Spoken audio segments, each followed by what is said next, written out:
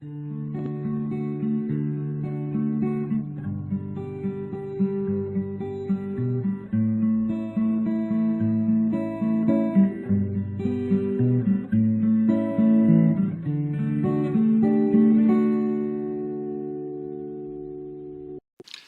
I'm Stuart Bloor. As you can see, got my boot open, got my rod ready, off for a session after perch.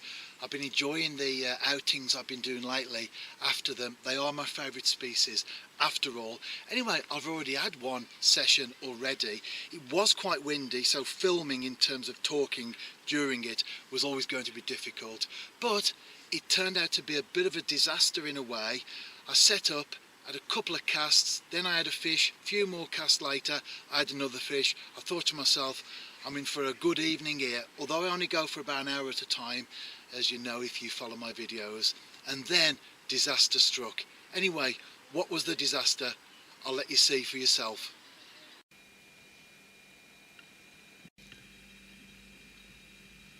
The rod snapped. All I did was tighten it up a little bit, the tip pulled over so I could hook the spinner onto a rod ring to move around to the next swim, and bing, bing, my rod, well, two-piece rod became a four-piece rod in a matter of seconds. Never mind, I thought to myself, I'll do a bit of drop shotting. And can you believe it, I actually had a tweet this morning from someone in Germany saying he's been enjoying my perch videos recently, and if you're watching this, thanks for the encouragement, really appreciate that. And the question he asked was, what's happened to the drop shotting? So that was very timely, wasn't it? And here I am. Looks like I've got spinning gear, of course, very, very similar. But what I'm going to do is I'm going to have an hour drop shotting. First cast, and drop shotting is very, very different to lure fishing. Whereas when I cast that lure out, 30 seconds later it's back on the bank ready to go again. With the drop shot there can be several minutes between each cast. It's a very gentle way of fishing. You're fishing a small lead that basically holds the bottom. If you lift it just a little bit more you can feel it bounce. Not that you necessarily want to bounce it, of course, but I'm just saying how sensitive it is. And then a few inches up you've got your small lure. In this case I'm fishing a 1-inch rubber minnow, and that will work very, very nicely in the water. Nothing this time round though, but I'm sure I will catch something. I always feel very confident when I'm doing this because I can see it now coming into the side in the clear water, and it looks very, very enticing. Yeah, and I'm into one. Actually, I was going to say third time lucky because that was my third cast, but it's just come off. Well, back out again. Not that I actually believe in luck, it's just a term, isn't it, that people use. Oh, I felt like another one then, lunging at it. I think I might have a few perch down here. Yeah, I can see them actually. One exciting way of fishing. Oh, it's looking good. Well, there's a bit of activity going on, so I've decided to leave the camera running. Yes, I've got one. My first drop shot caught perch of the year actually, and as you can see, I'm going to bring it a bit close to the camera. There's the lure right in its mouth. Brilliant. And fish number 2 comes to the net. There it is.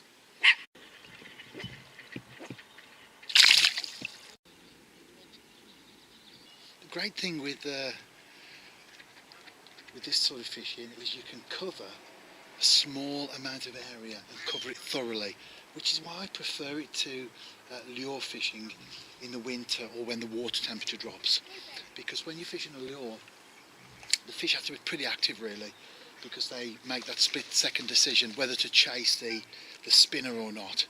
Whereas with a drop-shotting lure, you're moving it around in the same area for some time, and often I've found, you know, on areas where I've been jigging it around for a few minutes and I've had nothing, and then I get the fish, and I get that impression, unless the fish was moving in of course, but it happens quite a lot, that fish was there for a while.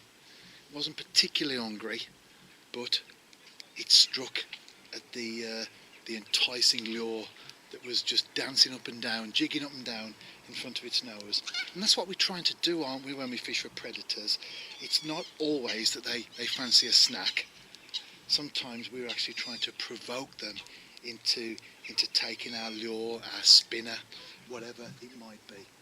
And when we talk about provoking normally, in terms of people, that's not a good word, is it? It means we're doing something negative. But provoking a fish into taking our bait, nothing wrong in that.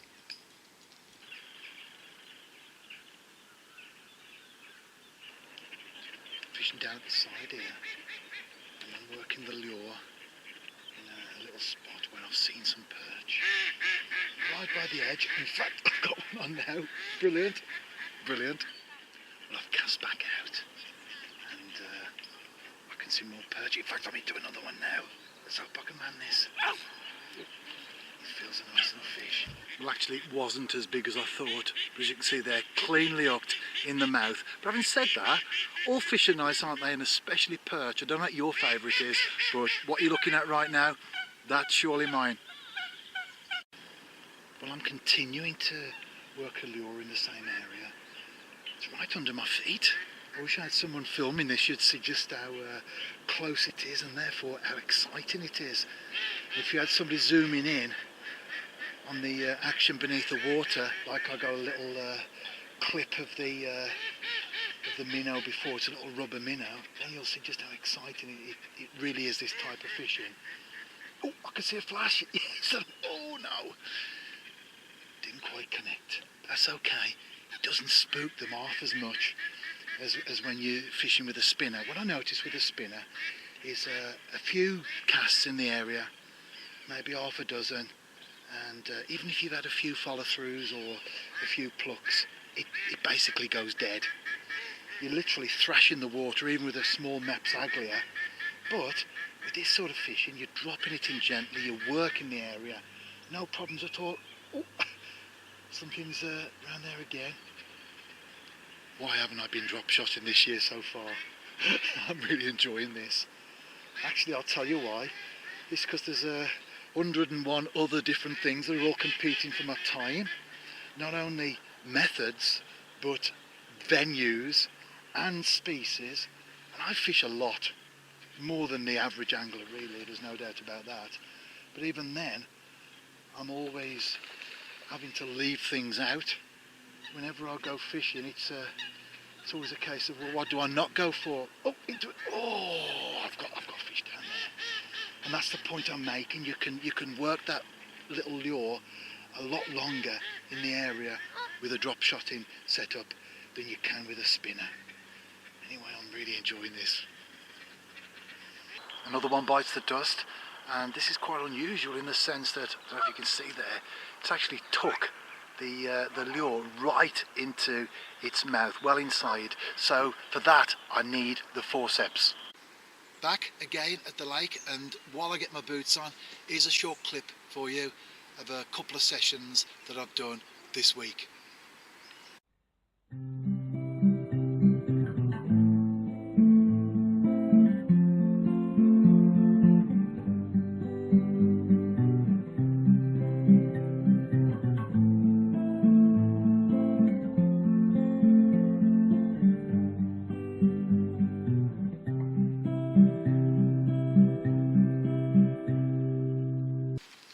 Excellent, no monsters, but as always I'm enjoying it, and that's what really counts. Anyway, my boots are on and I'm ready to go. The funny thing is, tonight I came out of the house, got my rod with me, and I said to my wife, I'll be back in an hour or so, I'm only going spinning. And she said, do you mean drop shotting? And I looked at the rod and I said, how do you know that? She says, well, your spinning rod is a cork handle and your drop shotting rod has got that bit at the end and it's white. She knows, no fooling her, is there? Anyway, I'm off drop shotting. I had nothing at all, and I just made my last cast, and there it goes. Not a big perch, as you can see, but under the circumstances, very, very welcome indeed, because it saved me from a blank. I'm back for a final session. 2 chucks and 2 perch. Brilliant. I've been down the Wolves today and straight back home, put the gear in the car and have me an hour drop shot in to finish the week off. We won as well. In fact, it's been a good weekend for all my teams. Wolves won, on me to another perch, next cast. Wolves won, Leeds won, Rill won and the New Saints won. Anyway, I'm going to net this fish now. My third fish in about 5 minutes, probably maximum actually. As you can see, nice and cleanly hooked in the mouth. That's what we want to see. Brilliant, aren't they? Not big fish I've had this week, not monsters, but they're very, very welcome as far as I'm concerned. Oh, into another one next cast as well. Well, it's hardly a cast, but you know what I mean. Next chuck out. Fantastic. They're on our fight as well on the right gear. Fish number 4. Fish number 5 on. And as I said, with the right gear, you really feel the fight. It's not a big fish like the others, but definitely great to play. Even better to net, which I'm about to do now. There it is, putting its dorsal up as well for the photo. Brilliant. Well, for the camera, should I say, the camcorder. Brilliant. It's time to change the lure as well. As you can see there, it's took a bit of a battering. There's hardly anything left. That's the one that I'm going to put on. It's a very bright and colourful one, like a little goldfish, isn't it?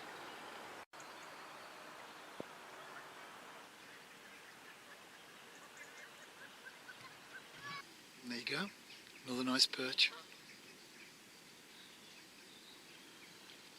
And yet another one. I'm really enjoying this session. Short but very sweet. Last cast and I've got a fish on. Again, just like the others really, maybe even a little bit smaller, but brilliant. I'm really enjoying this. Fantastic. I'll tell you something, it won't be so long before I do my next drop shotting video, I can tell you that now, or my next drop shotting blog. Because as well as the video that you're watching now, there's also a blog that goes with it. And you can read that in the description box here on YouTube and also the comments box as well. You can check out my website, weekly entry going back to 2003. So that's a lot of fishing, a lot of blogs. And there's the final fish of the week.